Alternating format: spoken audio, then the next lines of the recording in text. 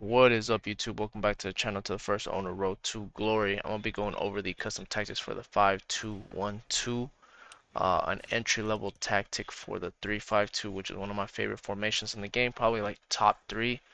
It just goes very under the radar because not a lot of people talk about it, honestly.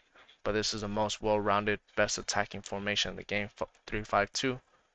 But if you don't know how to play it, if you need an entry point on how to learn how to play this, this is a good entry point, which is this one right here.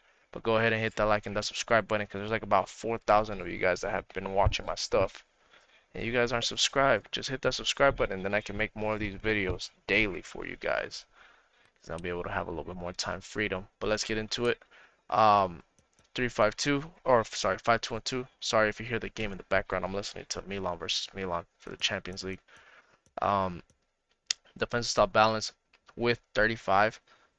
You could even up it to 40, but I suggest starting off with 35 because your three center backs need to be a little bit more compact. Uh, just because when you're building up the play, they kind of spread out a little bit. Debt 55. This is both old gen, new gen. On old gen, if you feel like 55 is a little bit too high for you, you could drop it to 50, even as low as 45. But either one of these three will work. No lower than 45 though.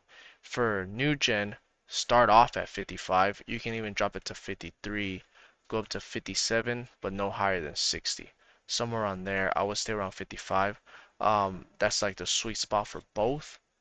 I would do that if, and I've been trying this out a lot too, if you like to press a little bit more by yourself, you can do the 70 debt. This is on both.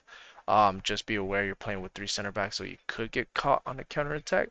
But if you're good at manually tracking back, then 70 debt will be really good for you, and then 72, the auto offside trap.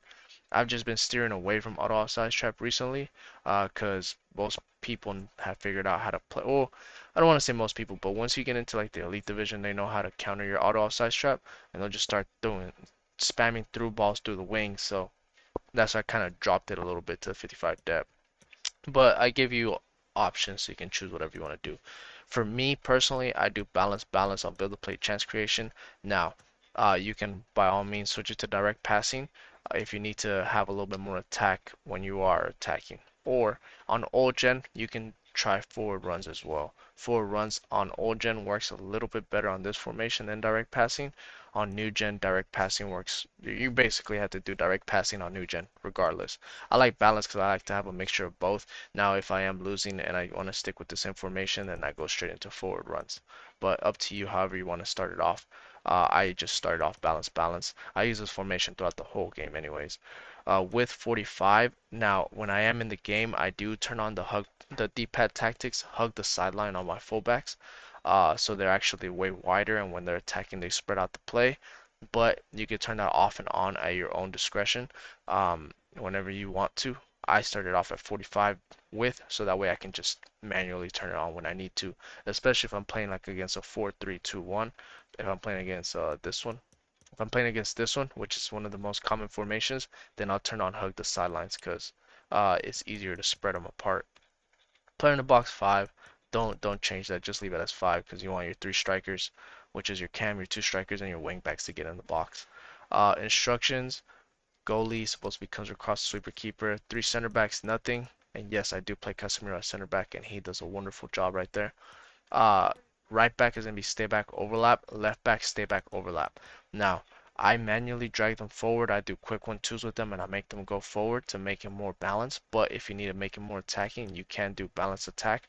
Or whenever you are in the game, you can turn on your D-pad tactics, which is the up arrow, and I believe it's uh, the left arrow. It turns on attacking fullback, so you could turn them off and on, off and on. So if you're winning, you could turn them off. If you need to attack more, then you could turn them on, so that way they can actually attack. But experiment with that before you go and actually use them the whole game. This is why I want to use this formation as a good entry point for 3-5-2, because ultimately you want to go into a 3-5-2 knowing how to play, because that would be like the best formation to break anybody down, because it's so well rounded. You have every formation combined into one. So this one, that's the reason why I say start off with this formation, because you could turn this off and on at your own timing, at your own discretion, whenever you want to, whenever you're in the game, right?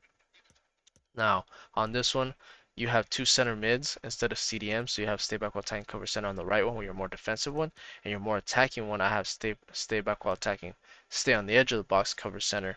So stay on the edge of the box makes them run a little bit more forward and get around the box, the basically the edge of the box, right? So you can recycle the play, distribute the ball.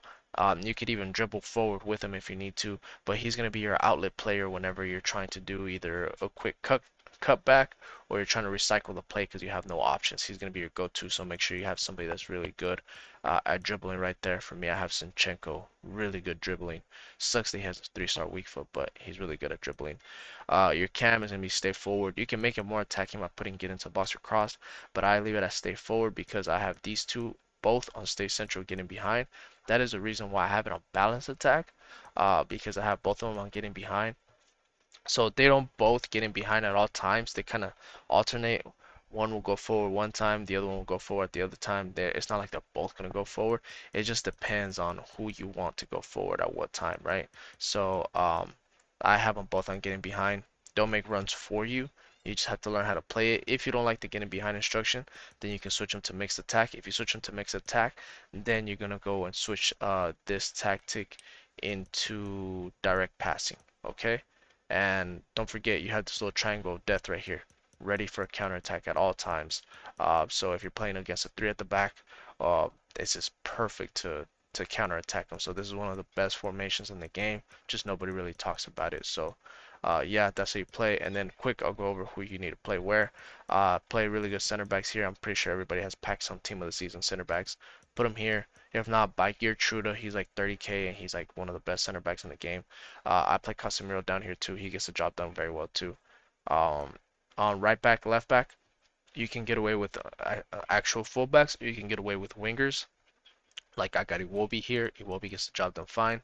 And then on the left back, I got Joao Cancelo because he kind of runs up and down. He's well rounded. He can do both. Center mids, make sure you get two box to box center mids. Don't try to get one defensive or one attacking. I mean, uh, you could put one defensive, one attacking, just don't put two defensive. You can do one defensive, one attacking to kind of balance it out. I prefer two box to box in this formation because they are center mids and they're not CDMs. So I have Bruno Guimaraes and Zinchenko, Cam. Just make sure you have a 5-star skiller or a 5-star weak foot, one or the other. And then you get two pacey players as your strikers. Agile players, somebody that can score, somebody that can finish. You can even do that Harry Kane up here and pair him up with an agile player like Saint Max or something like that. But yeah, there you go. That was a lot to say, but we got through it. That's the 5-2-1-2. It's a good entry point to 3-5-2. Once you feel like you mastered it, once you go like 10-0 on Foot Champions, or you get to Division 2, Division 1 with that formation, then you try to switch it to 3-5-2, and then you'll master that formation because ultimately that's one of the best formations in the game. If you can master the 3-5-2, you basically can defeat anybody, honestly. But yeah, good luck. Let me know if you guys want some gameplay on how to play 5-2-1-2. I have some in the channel already. That's why I didn't record any gameplay, but I will if you guys need me to. So hit that like and hit that subscribe button. And look, Gunner reincarnated. We got another guy. His name is Thor. And where's Loki? We got Thor and Loki. Let me show you Thor and Loki. There's a quick outro. So now we got Thor and Loki. We had to get the other dude a brother. So we got Thor and Loki. So if you made it this far below, either let me know if you want some gameplays or write down Thor and Loki down below because then I know you guys watched all the way to the end and you guys are real ones. And just do it for Gunner and hit that subscribe and that like button.